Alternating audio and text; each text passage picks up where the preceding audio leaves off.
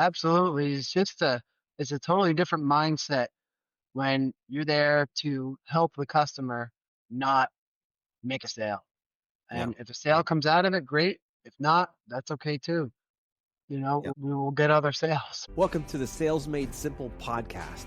This podcast is dedicated to helping overwhelmed outdoor living professionals, landscapers, and hardscapers just like you increase your closing rate to over 75% without doubling your workload so you can build a seven-figure business that doesn't need you.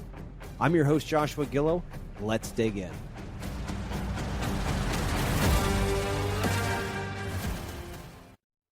Hey, everybody, welcome back here. We have John Valenta back on this week. And if you didn't hear last week, we talked all about his journey in the outdoor living world and hardscaping and some of the lessons that he's learned the hard way, like we all do. If you didn't get a chance to listen to that episode, go back and take a listen. You guys will enjoy it. This week, we're going to focus on sales training and personal growth. At a certain point in everyone's business, they realize they can't do it all themselves. Right. And if they don't realize it, they're just going to have, instead of having 20 years experience, they're going to have 20 years or 1 year experience repeated 20 times. Right. So we don't want to do that. We want to consistently grow. That's what our bodies and our minds want. We want growth. We want to continue to keep climbing that mountain. So with that being the case, today I want to dig in with John here about sales training, how he got involved with it and how it impacted his business. So John, welcome back. Thank you. Still an honor to be there with you, Joshua. Absolutely, brother. So yeah, I've been excited to have this opportunity to sit down with you and go through this topic specifically. So tell me a little bit about, I know you finished up in the last episode with it, but just give us a little bit of a recap of at what point did you decide that sales training was going to be important to you to invest time and money in? And then I'd love to get into how that impacted your business in a bigger way. Yeah, for sure. So, it's always one of those things where you're afraid to invest and, oh, it's a lot of money, am I ever gonna, recoup that investment, Um, until like I said before that, 3 out of 10 and doing the full on 3D design and estimate and proposal presentation, to get to the end and hear the dreaded, we got to think about it, right? 7 out of 10 times. And then, of course, you never hear from them again. Yeah. We have to think about it is more of their nice way of saying no. Yeah. Yeah, exactly. So it was a conversation with my wife's cousin who's around my age and has a remodeling business, and we would, talk work a lot. And he was telling me that well, when I was complaining about, the 3 out of 10, and he was like, "That's crazy, man. I'm like 10 out of 10." I'm like, "What?" So he told me about the sales training he was doing, and I'm like, "Sign me up." At this point, I don't care. I'm gonna invest the money, and it was a lot of money, and I'm actually still in it to this day. It's a a monthly thing, and we meet regularly, and there's coaching, and it was absolutely the biggest life changing thing I've ever done in business. I am no longer running around doing all of that design and estimate work for people that are not working with me. We're not doing designs until we have a deposit. Mhm. We're not typing up a proposal until we have a verbal agreement. So that's, taking our close ratio from 3 to 10. There were a few years there I was pretty much 10 out of 10. I have gotten a couple of no's Mhm. in the last couple of years, so I'd still say I'm around 8 to 9 out of 10.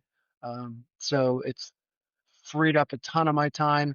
It's allowed me to focus my time on the people that are actually, willing to work with me and value my time and willing to pay for our services. So I can much better serve our clients versus, wasting a ton of time on, the tire kickers or people that just want, that free estimate or, pick your brain and get your ideas so that they can do it themselves or have their brother-in-law do it or whatever.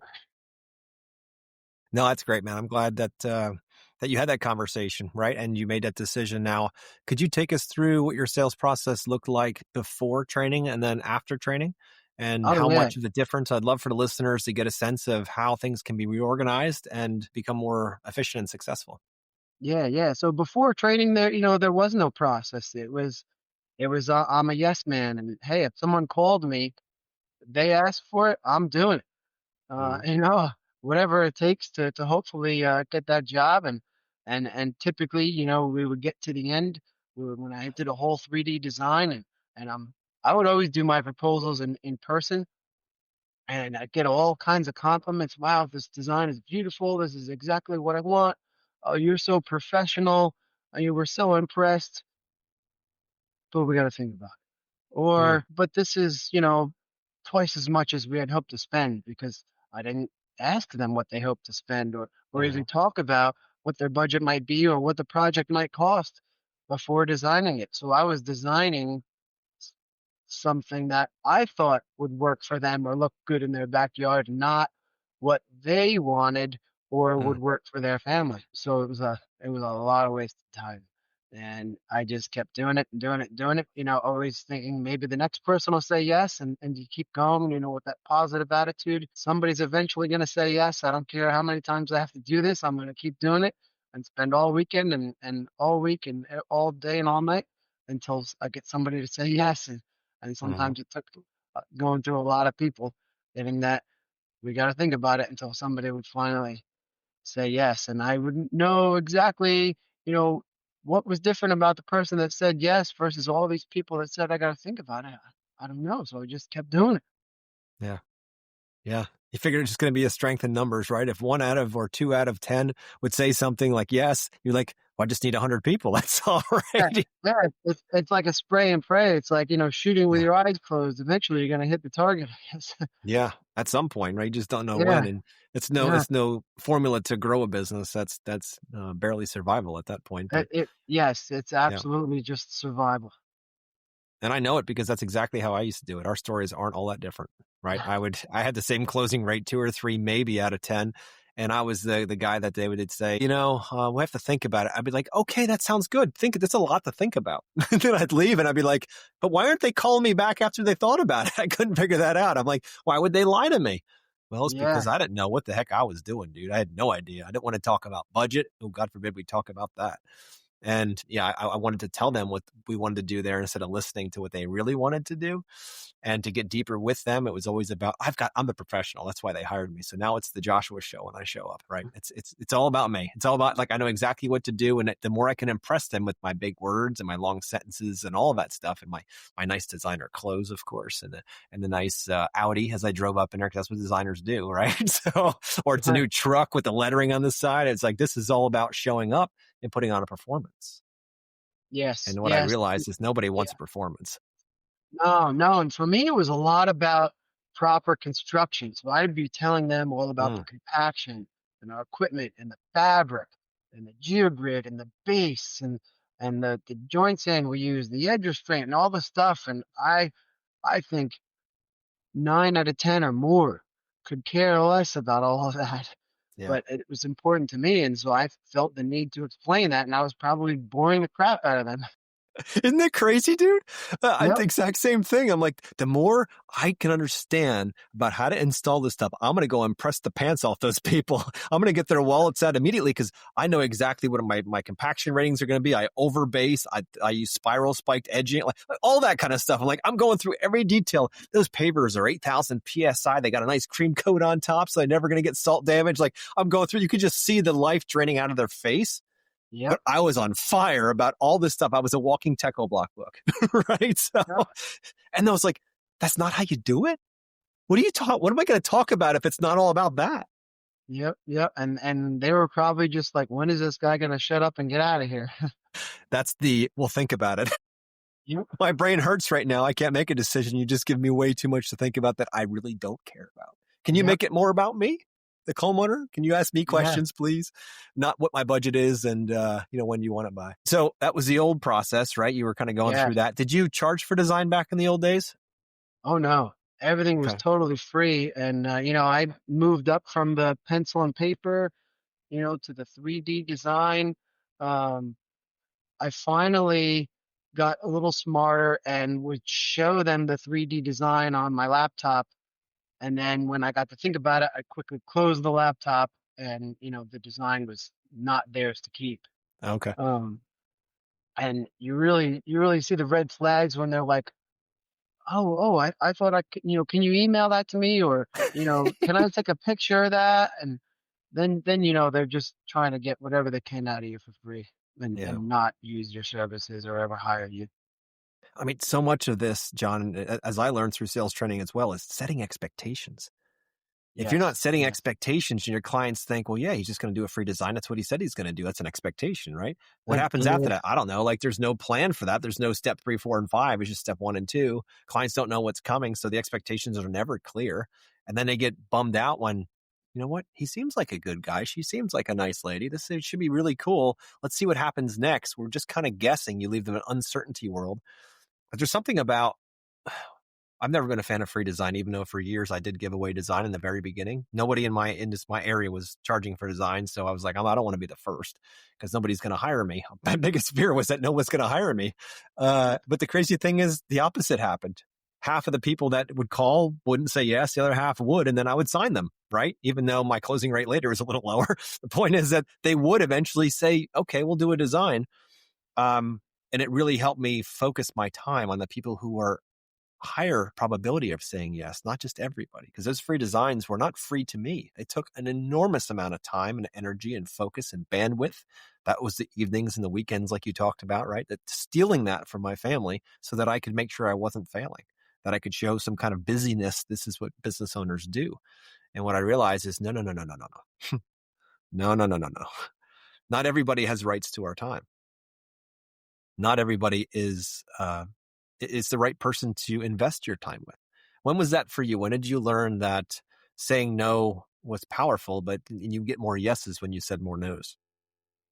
Yeah, that was, pretty much right in the beginning of the sales training, and saying no, or getting them to say no really early on, talking about the project and their pain, and what they really want or need, and finding if, it's something we can really help them with, if we're a good fit for them, Mm, finding out when they hope to have the project completed and whether we can meet that time frame or not. And then, the budget, mm, and talking about what the project that they're hoping for should cost before we put anything in writing, before we do any design, to make sure yeah. that we're in alignment on what it's going to cost. And if it's more than they're hoping to invest in the project, then we can talk about alternatives. Do we cut back, do it smaller, do we do it in phases? Or, Mm, one of the questions I like to ask is, if they're not really open to shrinking down the project or doing it in phases, is doing nothing an option? it's a great question. And I get some good reactions with that when they realize, like, some people will say, well, yeah, no, if it's too much, I'm just not going to do it. Or Mm, some people will say, well, no, I need this done. yeah. It's not an option to not do it. What can we do? Yeah. And maybe we can, work something out that's, Yeah. better aligned with their budget, and still be able to help them. Yeah. Yeah. And it's so important. Again, it's not a performance.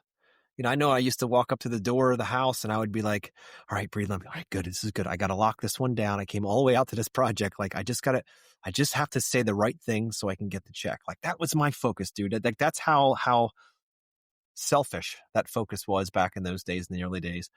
And I'd get in, I'd knock on the door, I'd walk in and just sit down and just start vomiting all this stuff, trying to sound smart. And I didn't realize until much later that that's the opposite of what I should be doing, really. You get to the door and my thoughts are, how can I just, God, help me serve this client in the best way I possibly can, even if it's a no. I'm here to serve them. Maybe somebody else is better suited for this. Maybe not. I'm here to say, to be that for them. And I'm here to listen, and I'm here to understand and help them on their journey. Yeah. That's the focus, right? And you walk in the door, the entire energy is different. And you sit down and you just start talking to them, asking them open-ended questions.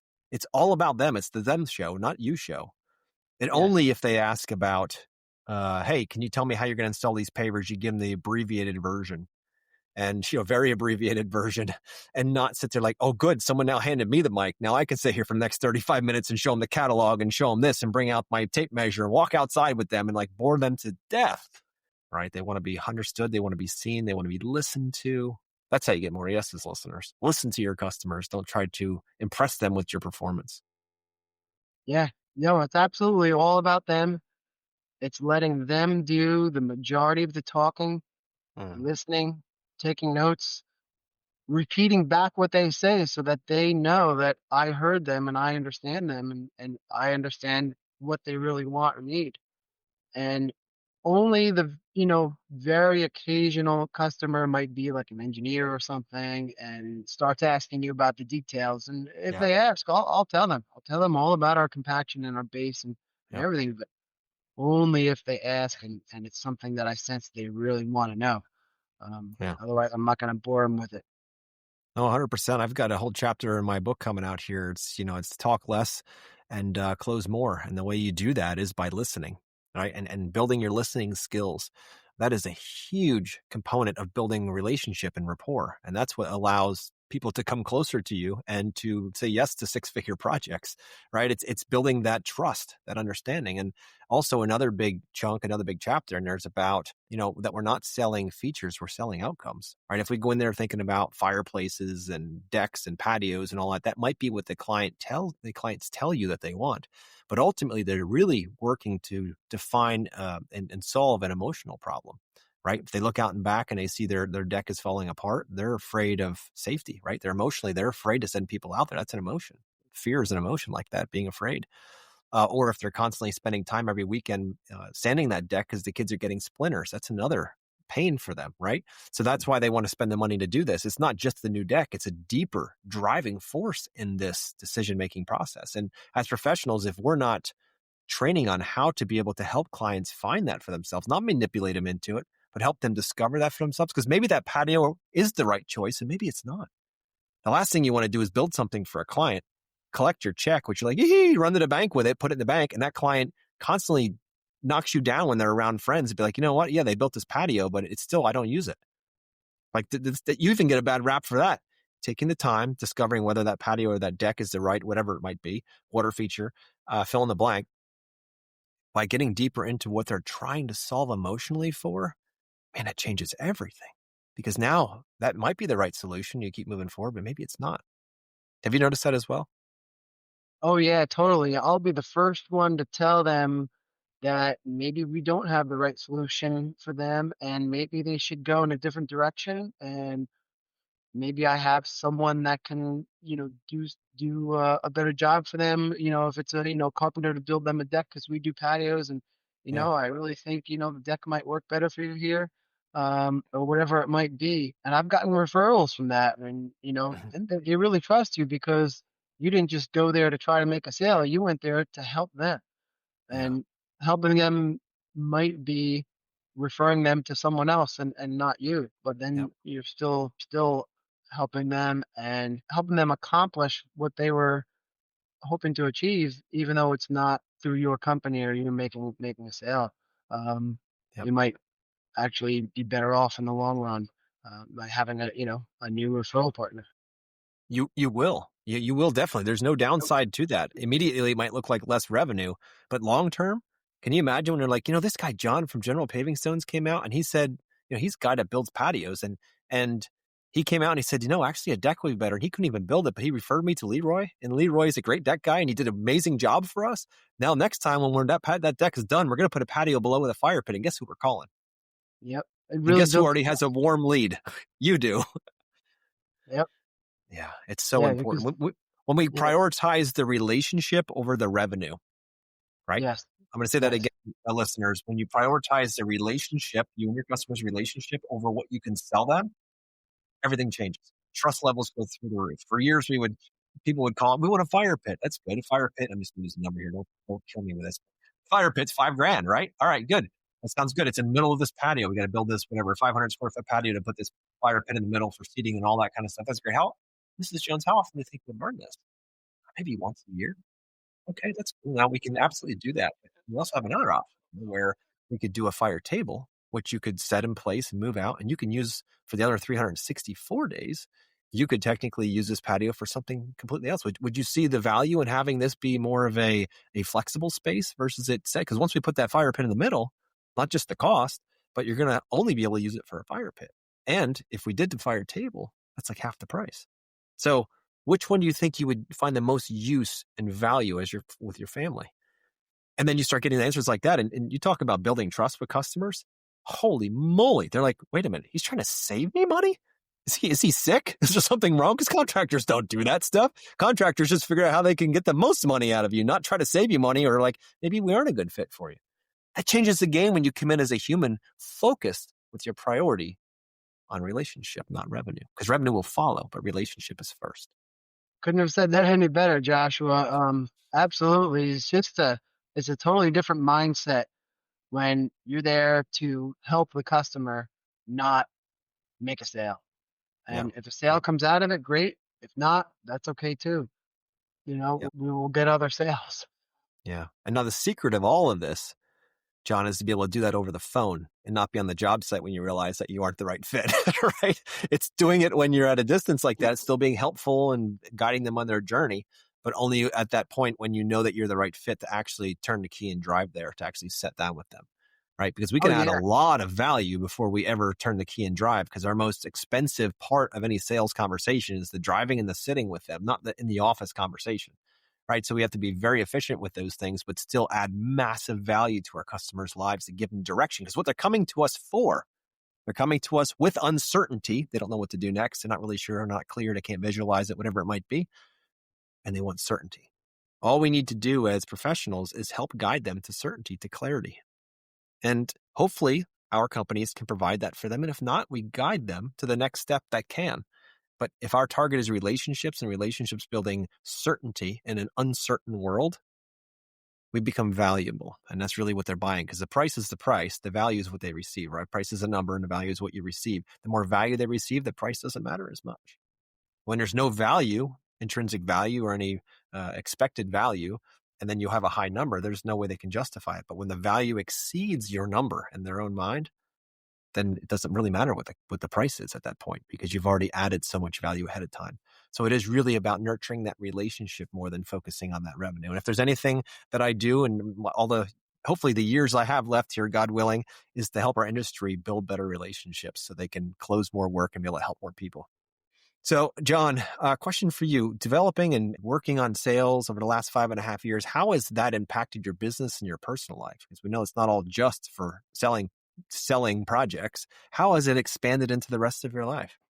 Yeah, it's absolutely not only helped my business, but my personal life. I mean, I enjoy work more. I enjoy selling more. I enjoy, going out to meet with people. And yeah, I do have some questions that I'll ask on the phone and sometimes, find out, we're not a good fit and not make an appointment and go out and meet them. Not just, trying to run around and meet with everybody who calls, but I do end up meeting with quite a bit.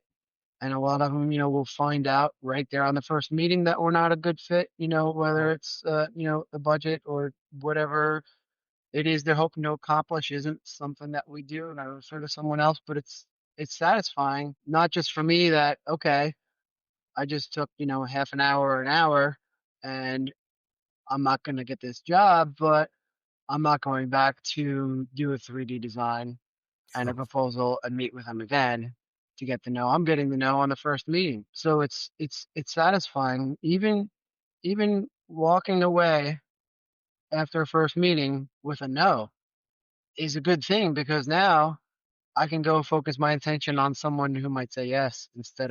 Yep. instead of someone that's saying no. And just having a process and going through the process consistently every time. I know what's going to happen. I let the prospect or the client know what's going to happen next. So there's no surprises, no mutual mystification.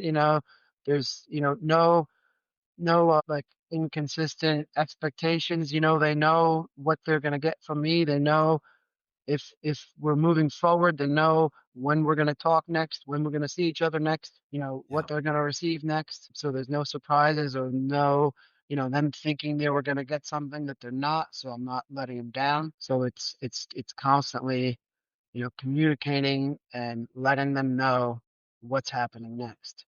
I love that, dude. You're so on the right track with that because, like I mentioned before, uncertainty to certainty. This is our target, right? And building that Yes. relationship. And when you say, hey, I'm going to come out today at 2 o'clock and you show up at 1:55 ready to go.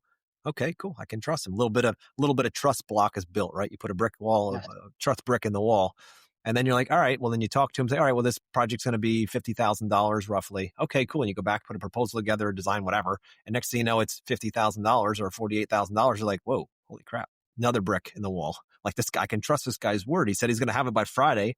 It's Friday morning and it's here. It's like you say and you do, you say and you do, you say and you do. If you keep that up and consistently play that out through the entire relationship, the chance of that client coming to your side goes up substantially, because what they're looking for is someone they can trust. They don't want another headache. They don't want to be like, well, this guy's a little cheaper, but he's going to be a huge PIA to work with. He's not going to show up. His price is going to change. He's going to do shoddy work. Nobody wants that. They think there's a way to save money by going with a cheaper guy. But once they've been burned once, the next thing you know, they're looking like, well, maybe not the cheapest option is the best. Maybe it's the one that actually does what he or she says she's going to do, right? Maybe imagine that if at every meeting, the next step was planned. So the client always knew what was coming next. Do you imagine the level of trust that you build in that relationship? It's no different than if you have a friend group, going to go out and do something. And if that person doesn't show up all the time, then you're like, I don't trust that person. He or she just isn't good with their word. It's the same thing here. When you're dealing with 20, 50, 100 plus $1,000, trust is the currency right here. And you don't want to run a deficit of that for sure.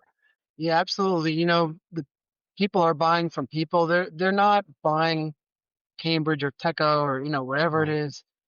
They're buying me, and they're buying from people that they like, trust, and feel comfortable with. And if I don't, build that trust, they're unlikely to hire me. So that's, what you said, showing up on time, setting the expectations, and then doing what you said. And if I say, I'm going to be, back next week with your design, then I better be. And if not, I'm going to call them well in advance to let Mhm. them know, hey, this whatever came up, and can we reschedule? But always letting them know what's happening next and what to expect next, and the trust just keeps building and building. And then by the end of the project, when you've absolutely, done everything that you said, you Mhm. got someone that's, a client for life, a 5-star review, and someone that's going to refer you to everyone they know. The relationship's very important, but our ultimate goal with the relationship is obviously doing the right thing. But on top of that is referrals. Right? We can build and run a business off referrals if we do it well.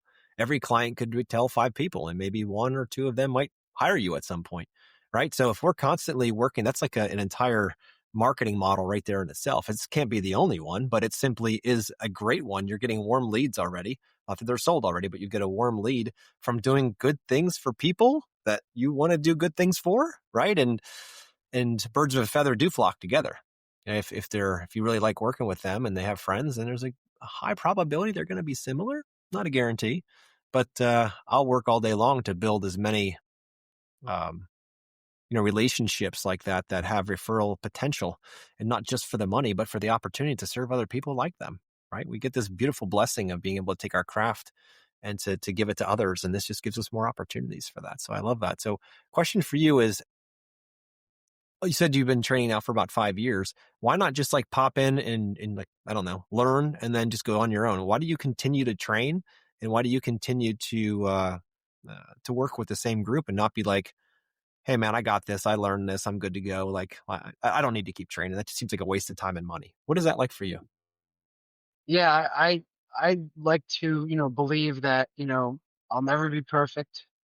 I'll never be, an absolute sales master. There's always room for improvement. So yeah, being part of this group and, meeting with my sales trainer on a regular basis, it just constantly, reinforces, the sales training, the process, Mhm. helps me not deviate from the process because, I do, occasionally run into someone that, wants something that, I don't do, or um, wants me to, deviate from my process. And, it makes me more accountable to stick to that sales process and, not, bend the rules for someone just because they want something for free. And it's, when I do have like a sticky situation, I have someone and actually a whole group of people I can, ask for help and say, hey, I've got this prospect that, is asking me to do this. And, what do you guys think? What would you do? And we all help each other. So Hmm. it's tremendously valuable. And I can't imagine, you know, giving that up and saying, I've learned everything I need to know, and I'm just going to wing it from now on. I love it. It's, yeah, yeah, That's how you get to mastery, right? That's how you get to be better and better and better at this because, it's kind of like I have a lot of, guys that come through the academy and they're like, yeah, I just come in for 7 weeks and then I'm on my own. I'll just keep going. And now that I got this, I'm good. And the interesting part is you think about like anybody that plays an instrument or plays a sport or runs a marathon or whatever it might be, you might be able to do it quickly, not like you get out and have a good lucky day, like you said, the right thing at the right time when it comes to sales, but we can't grow a business on luck. We can't become a great football star on luck. We can't rely on luck. It's nice when it's there, but it's not always there. We always end up where, whatever we practice is what we become stronger in. And it's so important. It's so important to continue that practice if you want to be good at it, if you actually want to master those things. So I'm glad that you've taken that trail and that you realize that because you know what, there's going to be times that it's going to be tested, right? There's going to be times when you're doing everything right and not getting the result that you want. There's going to be times when you're like, what is happening? This worked last year, but now, it's not working at all this year. Why isn't this working? I've been through those times many times. And I'm like, it worked fine just 6 months ago. What's going on here? What's happening? So what I'd love to talk about next week, John, with you is, things that go on behind the scenes, things that have, bubbled up over the years of even training and being good at sales, how life comes at you and how you have to adjust, how you have to move, how you have to interpret it, what it is, and to evolve. So, any last things you want to say here before we wrap up this episode, John? yeah, I mean, we mostly talked about sales training, and I would just highly recommend it to anybody, unless you're already getting, 10 out of 10, but it's very unlikely. Having a sales process, just makes the business run smoother. It makes your life more satisfying. Um, it makes it easier to get out of bed in the morning because you know what's going to happen, and you stick to Yeah. that process. Everything is going to go a lot smoother, and you're not going to waste a lot of time with people that don't want to work with you. That way you can focus your time on the people that do want to work with you. Yep. It's uh it's a lot more satisfying. Oh, 100%, dude. And I love that because it plays right into this concept of imagine if you spent 100% of your time with people that are providing 100% of your revenue and not having any of the other time, not like splitting it 50-50. Like, hey, I got to go talk to these people. They're not going to give me any money. I'm not going to be able to build a relationship with them. And then you're robbing 50% from the people who are like, here, take my money. I really want to work with you. But then you're like, but I don't have time to build those relationships because I'm spending time with the people who really can't say yes to me. So it's like this catch 22. What if we discovered what that looked like early so that we could allocate that time correctly and effectively to make the biggest impact? And that's really what it is about, is making sure you're building the right relationships with the right people. All right, man. I've appreciated our conversation here, and I look forward to next week's conversation. And we'll talk soon. All right, thank you, Joshua.